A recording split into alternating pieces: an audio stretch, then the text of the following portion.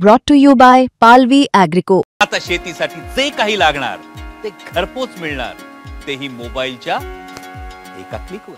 निवडणुकीच्या तोंडावरती मतदार याद्यांमधले घोळ हे राजकीय पक्ष विशेषतः विरोधी पक्ष जे आहेत हे समोर आणताना दिसतात। याबाबत आपण विरोधी पक्षाच्या नेत्यांशी सुद्धा संवाद साधला, परंतु आता मूळ मतदार जो आहे, मतदार राजा, हा सुद्धा अशाच काही त्रुटी घेऊन समोर येताना आपल्याला पाहायला मिळतोय। मी सध्या वरळी या विधानसभा मतदारसंघामध्ये आहे आणि या मतदारसंघामध्ये कशा पद्धतीने घोळ आहे हे इथले स्थानिक आमदार आणि माजी मंत्री आदित्य ठाकरे यांनी सुद्धा एक प्रेझेंटेशन देऊन दाखवलेलं होतं। आता याच मतदारसंघातले एक स्थानिक रहिवासी जे आहे, जे मतदार आहेत, त्यांच्यासोबत असा काय घोळ झालेला आहे हे त्यांच्याकडनं जाणून घेऊयात। रोहित पावसकर आहेत, हे वरळीमध्ये राहतात। आपण सध्या वरळीच्या त्या वॉर्डमध्ये उभे आहोत ज्या ठिकाणी तुम्ही मतदान करता।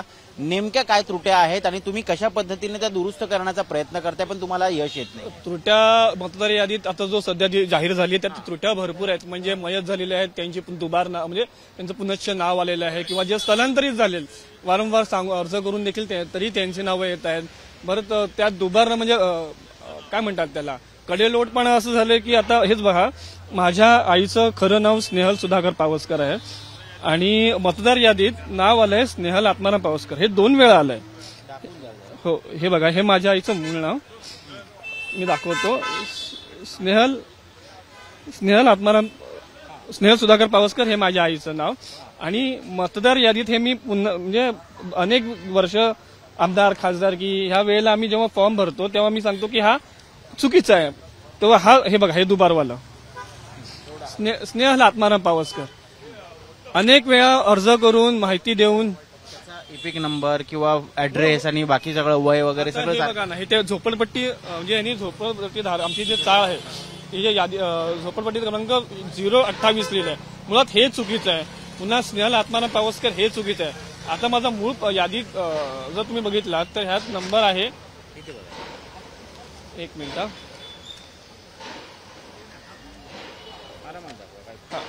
आता हे ओरिजिनल वाला स्नेहल सुधाकर पावसकर, घर क्रमांक 1/1/1 आणि आता इथे वडिलांचं नाव सुधाकर आत्मा, आता इथे पण यांचं चुकीचं आहे, वडील नाहीत, हे त्यांचे पती आहेत, म्हणजे माझे बाबा, पतीचं नाव इथे वडिलांचं नाव करून टाकलंय ह्या लोकांनी।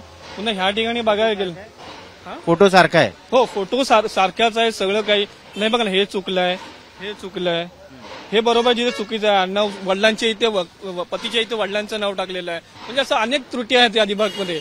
जे मयत आहेत मयतांचे पण त्यांनी अनेक आम्ही त्यांना जेव्हा पाठपुरा आम्ही विचारलं त्यांच्या नातेवाईकांना, तरी ते म्हटलं की आम्ही त्यांना अर्ज दाखल केले आहेत किंवा काही केलेले आहेत, पण तरी पण ते पुनश्च नावं येत आहेत। तर आम्ही काय करावं, कुठल्या एका नागरिकांनी कुठपर्यंत जावं किंवा काय करावं हे कोणालाच कळत नाही।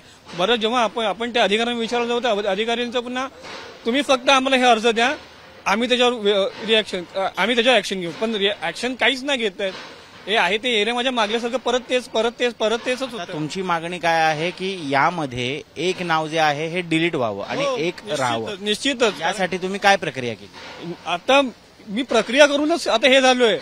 आता ह्याच्यावर सुरुवात काय केली? फक्त म्हणजे जेव्हा प्रथमतः आम्हाला आढळलं तेव्हा आम्ही त्यांना दाखवलं, तेव्हा मी अर्ज भरलं। 1 वर्ष झाले, 2 वर्ष झाले, म्हणजे जी निवडणूक आली त्या निवडणुकीला तेव्हा ते नाव आलं, तेव्हा मी ते फॉर्म भरले। आता हद्द झाली आहे, म्हणजे दगडावर कितीही डोकं आपटलं तरी आपल्याच कपाळात मोक्ष होणार आहे, कपाळात रक्तबंबाळ आपणच होणार आहे। आता हे म्हणून आता हे सगळं ह्यासाठी आलोय की तुम्ही सर्व सुजाण नागरिकांनी पुन्हा एकत्र येऊन ह्या सगळ्या बाबतींचा जो काही निर्णय आहे तो एकदा ठणकावून शासनाला विचारावा की बाबा हे काय चाललंय। आता ही दुरुस्ती व्हावी यासाठी तुम्ही किती काळ झाला प्रयत्न करता? आणि सातत्याने प्रयत्न करतो, तुम्हाला तेच सांगतो की सातत्याने जेव्हा खासदारकी येते, आमदारकी येते, तेव्हा हे 2024ची जी निवडणूक झाली लोकसभेत आलेलं आहे, त्यातही आलेलं आहे, दुबार आलेलं, त्यात तुम्ही निवडणूक आयोगाला कळवलं? हो, तरी पण तेच आहे। तुम्ही ऑनलाईन प्रक्रिया केली, ऑफलाईन केली तरी तेच आहे। तुम्ही कितीही करा, तुमचाच कपाळ विधानसभेला पुन्हा नाव पुन्हा दुबार? हो, तुम्ही विधानसभेला सुद्धा तुम्हाला पुन्हा प्रक्रिया करावी लागली, हे नाव डिलीट करा। हो, तरी तेच आहे, तुम्ही काही करा तरी तेच आहे। आम्ही काय उत्तर काय देतात? म्हणजे तुम्ही जर इतका दाखल केलात, तुम्ही अर्ज दाखल केलात की हा आम्ही पुढच्या यादीत तुमचं नाव निष्कासित होईल, एवढंच सांगण्यात येतं। तेव्हा आपण काय करतो, हा पुढच्या यादीत होईल म्हणजे तोपर्यंत होईल, पण तरी तेच होतं, पुढच्या यादीत पुन्हा नाव येतं, पुन्हा माणूस तो जाऊन फॉर्म भरतो, त्याला तेच सांगण्यात येतं की पुढच्या यादीत तुझं नाव कॅन्सल होईल, पण ते कॅन्सल होतच नाहीये, ते येतच राहते म्हणजे जोपर्यंत तो माणूस मयत होत नाही तोपर्यंत तुम्ही काय त्यांचं हे करणार का? अरे मयत झालेल्यांची पण तुम्ही परत नाव देताय, त्यांच्या घरातल्या नातेवाईकांनी काय पाठपुरावा करून पण, मग आता कुठेपर्यंत जायचं मला ते सांगा. नागरिकांनी कुठपर्यंत सहन करायचंय?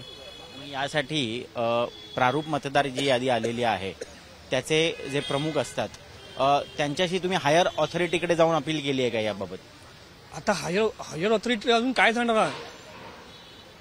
सगळे पक्ष, सगळे त्यांचे कार्यकर्ते, इतर सामाजिक संस्था जर हे त्यांना टाळ फोडून सांगत आहेत, जर ते ढिम्म म्हणून बसले आहेत, तर इतर समजा सामान्य नागरिक जाऊन काहीच नाही होणार आहे. ह्यांना उत्तर अशीच दुबार नावं किती ठिकाणी आढळली तुमच्या आसपास, बिल्डिंगमध्ये, परिसरामध्ये अशी लोक आढळली?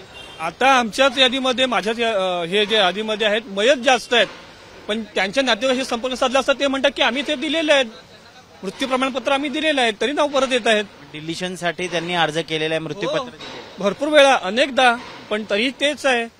त्यामुळे याचा दुरुपयोग होतो असं वाटतं तुम्हाला? आता तुमचं जे आईचं दुसरं नाव आहे त्या नावावरती जर कोणी जाऊन मतदान केलं तर ते शक्य आहे? कारण आता निवडणूक आयोगाचं म्हणणं स्पष्ट आहे की दुबार किंवा तिबार नावं असली तरीही मतदान हे एकदाच केलं जाईल, आम्ही अॅफिडेव्हिट घेणार आहोत. अफिडेव्हिट मतदार जे मतदान करायला येतात ते तुमच्या ते परिवेष्ट क्रमांक 2 साठी थांबणार आहेत का? जे सकाळी 6 वाजता येऊन कोण नोकरी धंद्याचा असेल, कोणाला अत्यंत काही महत्वाचं काम असेल किंवा त्यांची घरातली व्यक्ती आजारी असेल, त्याला मतदान करून लगेच निघायचं असेल, त्याचं नाव दुबार आलं असेल, तर तो काय परिवेष्ट क्रमांक 2 तिथे भरत बसणार त्या वेळेला? नाही ना. तो एकच विचार करला की मला फक्त माझा हक्क बजवायचा आहे, जेणेकरून जो प्रशासन स्थापन करून मी तो एक सुजाण जो आम्हाला स्थैर्य देईल, पण ते होणे शक्यच नाही. शासनाचा वेगळाच काय ते तुरा बाहेर निघतोय की परिवेष्ट क्रमांक 2 भरा, परिवेष्ट क्रमांक 3 भरा. म्हणजे लोकांनी काय हेच करत बसायचं का सकाळपासून? आणि हे वेगवेगळे अर्ज भरायला हे ऑनलाईन अवेलेबल असतात की तुम्हाला प्रत्यक्ष जाऊन त्या सेंटरला? आता हे ऑनलाईन मुबलक आहेत, पहिल्यापासून जे आहे ते ऑफलाईन पण होते, पण तरी तेच आहे, काही प्रक्रियाच पुढे होत नाही. प्रक्रिया काही सोडत नाही. फक्त तुम्हाला एवढंच म्हणण्यात येणार की जी नवीन प्रसिद्ध यादी होईल त्यात तुमचं नाव निष्कासित होईल, पण ते होतच नाही, एवढंच. आता या संदर्भात काय कोणी राजकीय पक्ष तुमचे संपर्क साधतात, तुम्हाला मदत करतात? महाराष्ट्र नवनिर्माण सेनेशी मी सातत्याने संपर्कात आहे, त्यामुळे आता त्यांच्या मागे आम्ही आहोत, त्याच्यामुळे ते एक मराठी माणसाच्या पाठीमागे असल्यामुळे सध्या आम्ही त्या गोष्टीसाठी पाठपुरावा घेत आहोत. आपल्यासोबत मनसेचे नेते आणि माजी नगरसेवक सुद्धा इकडून राहिलेले संतोष दुरी आहेत. त्यांना विचारूयात, अगदी पोटतिडकीने एक सामान्य मतदार हा सांगतोय की किती पाठपुरावा त्यांनी केला, म्हणजे लोकसभेपासून विधानसभेपासून तो पाठपुरावा करतोय की आईचं दुबार नाव जे आहे ते डिलीट व्हावं, एकच नाव राहावं, पण त्याला काही प्रतिसाद मिळताना दिसत नाहीये.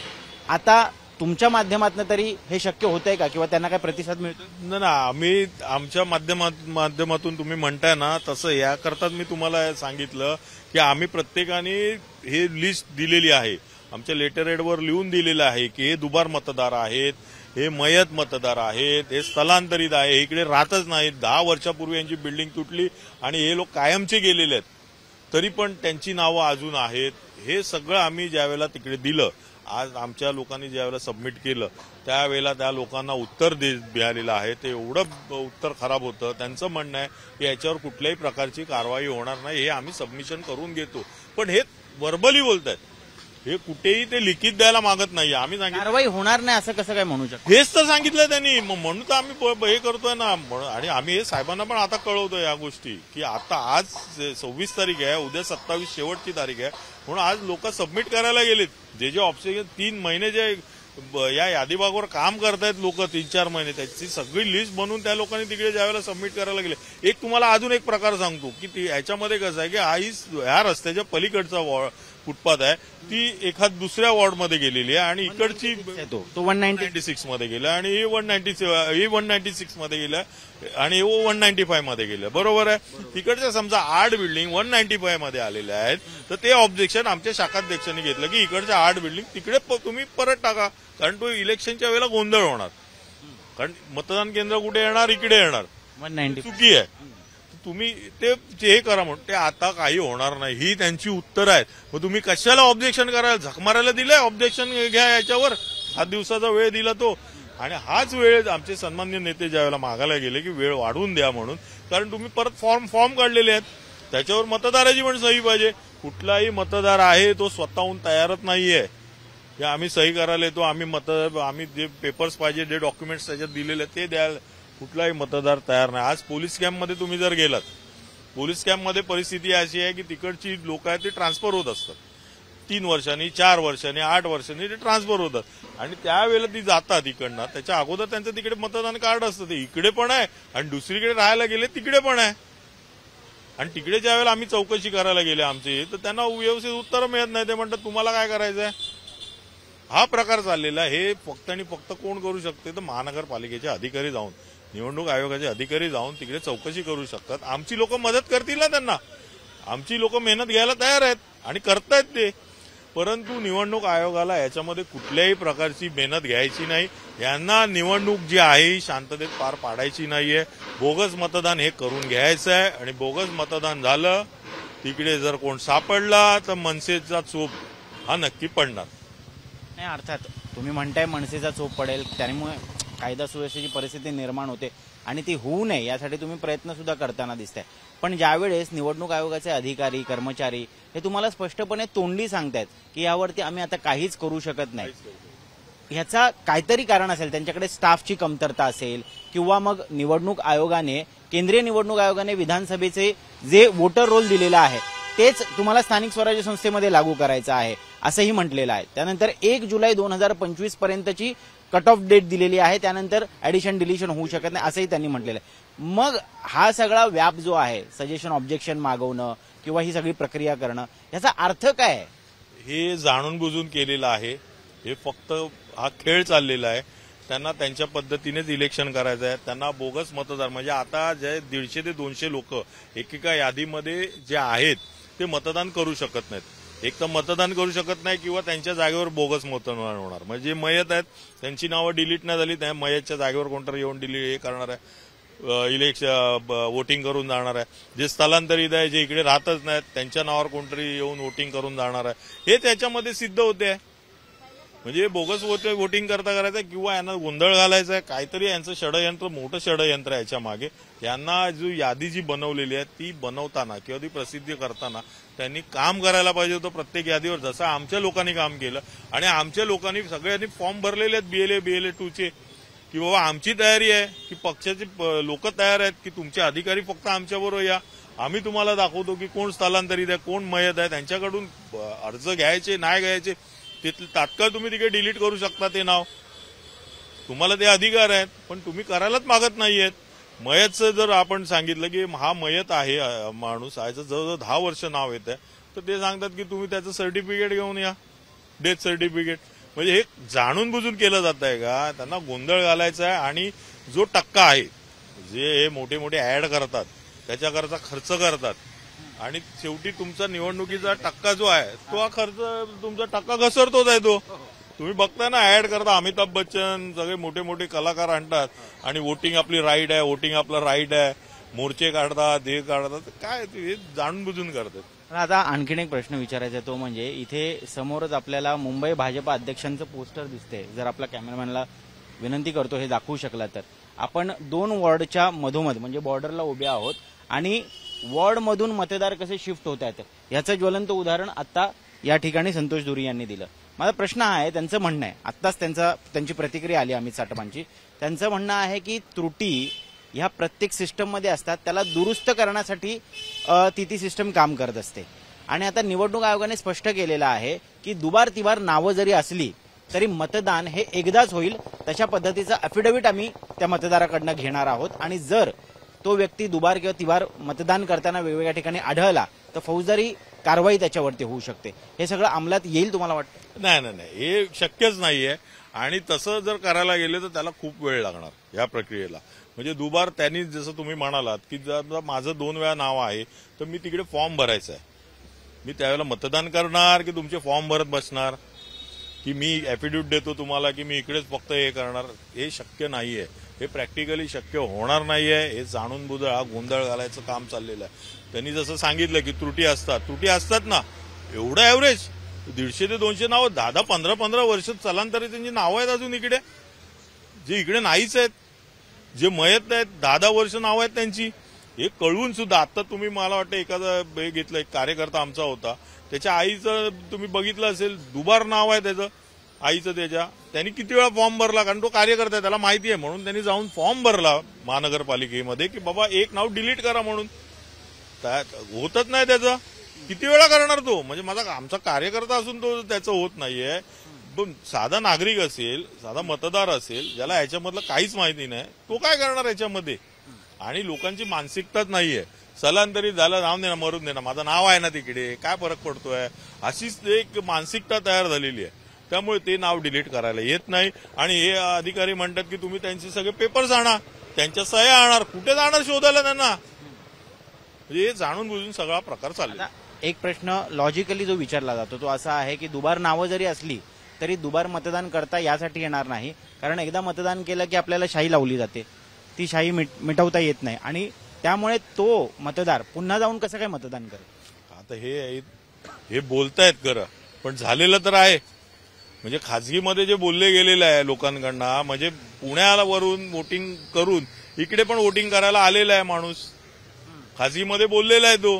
आता तो समोर येऊन बोलणार ना तुमच्या कॅमेऱ्याच्या की मी तिकडे पण वोटिंग केलं आणि इकडे. आता त्यांनी ते कसं केलं, ती शाही कुठे पुसली आणि शाही काय केली ते आम्हाला नाही माहिती, पण त्यांनी दाखवलंय मी केलंय वोटिंग म्हणून 2 वेळा.